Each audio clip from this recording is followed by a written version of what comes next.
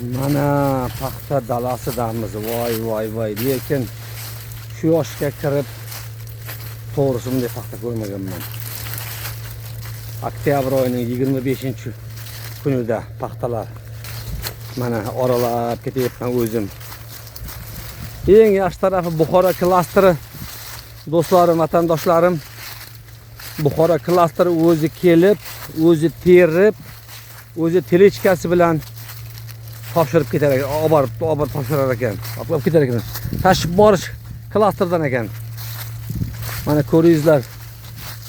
Bunday paxta, bunday pul, bunday valyuta endi Amerikalarda ham bo'lmasa kerak. Mana voy, men endi ket olmayapman bu. O'zim dala oralab yuribman mana. Dala oralab yuribman mana. Bu ham esdalik 57 yoshimda mana shunday paxtazorlar ichida.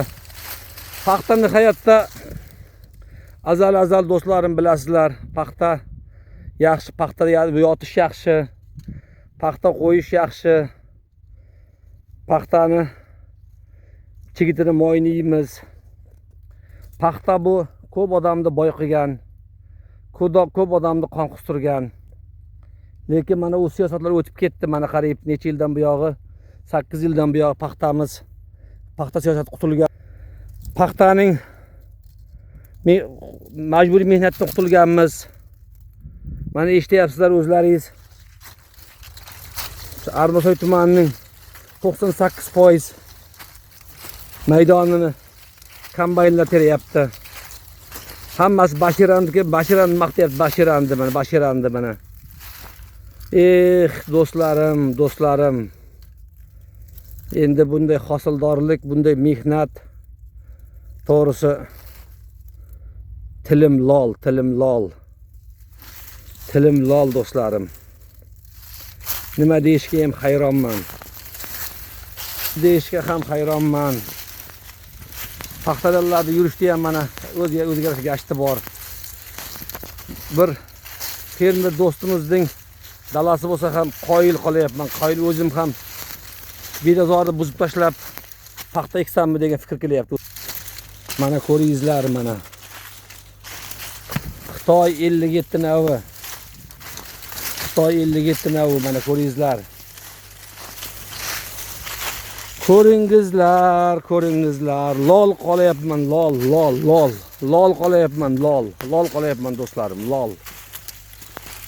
Bunday paxta hosildor ko'p ko'rganmiz paxtani, lekin bunday hosildorligini ko'rmaganmiz. Mana kombaynlar ham kelayapti, mana ag'darayapti. Xudo xolasa kombayn terimlarini ham ko'ramiz, kuzatamiz.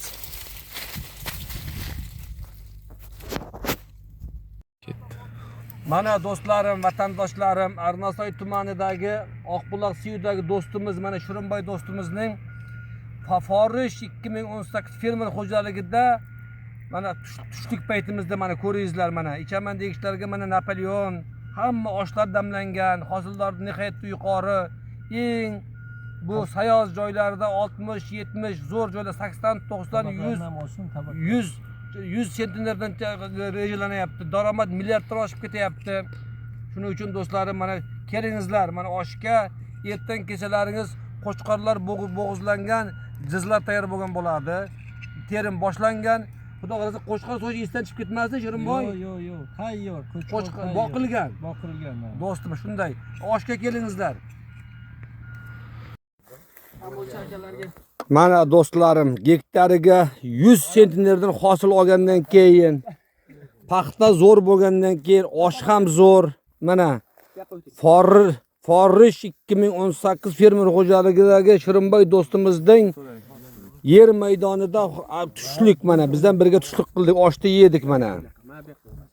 Mana xudo xolasa Buxoro klasterining haydovchilari, terimchilari hammasi o'zidan ekan. To'g'rimi Shirinboy? O'zlari teradi, o'zlari tashiydi. Faqat borib hisob kitob qilsangiz bo'ldi. Taroz tursangiz bo'ldi. Halollaring bo'lsin. Buxoro klaster, o Buxorodagi do'stim sizga o'zim ham rahmat aytayapman. Mana Shirinboy do'stimiz ham ko'p rahmatlar aytdi. Rahmat Sayfiddin aka. Sayfiddin aka rahmat do'stim sizga. Aka bo'lsangiz ham, do'stim bo'lsangiz ham rahmat. Shunchalik ishlar tashkil qilibsiz, bunday oson emas. Yuziga kiring, rahmat mana.